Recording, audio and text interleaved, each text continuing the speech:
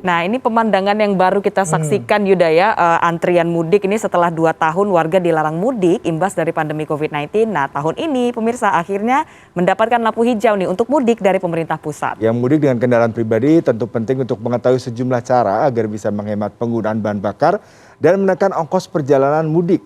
Berikut ini selengkapnya. Lebaran tahun ini berbeda dengan 2 tahun terakhir, sebab akhirnya pemerintah memberi lampu hijau kepada masyarakat untuk pulang ke kampung halaman.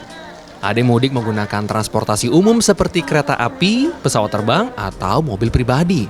Namun pemudik dengan kendaraan pribadi tahun ini tampaknya harus siap-siap merogoh kocek lebih dalam. Selain karena harga Pertamax yang naik dari Rp9.000 menjadi Rp12.500 per liter, tarif sejumlah ruas tol juga mengalami kenaikan. Tarif jalan tol Cikopo Palimanan atau Cipali, jalan tol Surabaya Mojokerto atau Sumo, dan jalan tol Gempol Pandaan naik. Tarif jalan tol Cipali naik 3%, yakni kendaraan pribadi golongan 1 naik dari Rp107.500 menjadi Rp119.000. Tarif jalan tol Sumo untuk kendaraan golongan 1 naik dari Rp38.000 menjadi Rp39.000. Adapun tarif jalan tol Gempol Pandaan untuk kendaraan golongan 1 naik dari Rp12.500 menjadi Rp13.000. Namun masih ada cara untuk menekan ongkos mudik tahun ini. Salah satunya dengan memangkas ongkos bahan bakar. Setidaknya ada 4 cara yang bisa Anda lakukan untuk bisa mengirit penggunaan bahan bakar di kendaraan Anda. Cara yang pertama adalah gunakan bahan bakar yang sesuai dengan peruntukan mobil Anda. Pihak pabrikan merekomendasi agar memakai BBM dengan kadar oktan tertentu sesuai dengan tekanan kompresi pada mesin.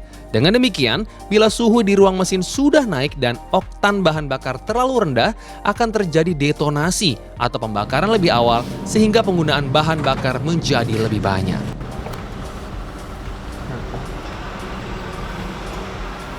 Yang kedua adalah Anda harus memiliki mapping ataupun perencanaan yang tepat, baik itu tempat beristirahat, kemudian tempat untuk mengisi bahan bakar, dan juga harus memastikan kita selalu dalam kondisi fit. Jangan lupa harus rutin juga beristirahat untuk kita dan kendaraan kita.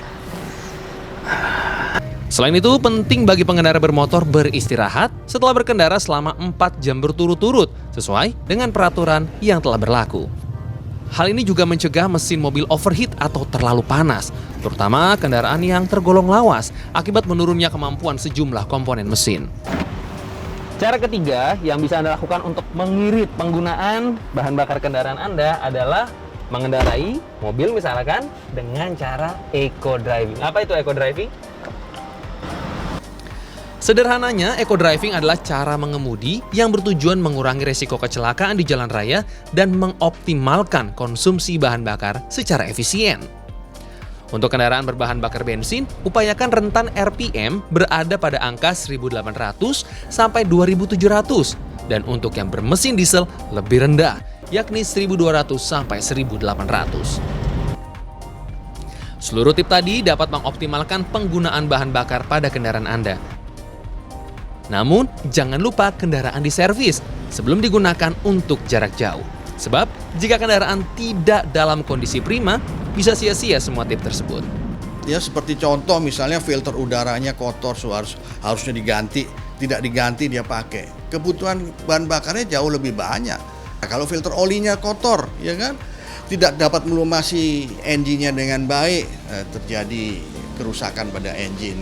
Angin kurang itu penting utama karena kita menggunakan kendaraan dengan ban yang terlalu underinflated terus ya.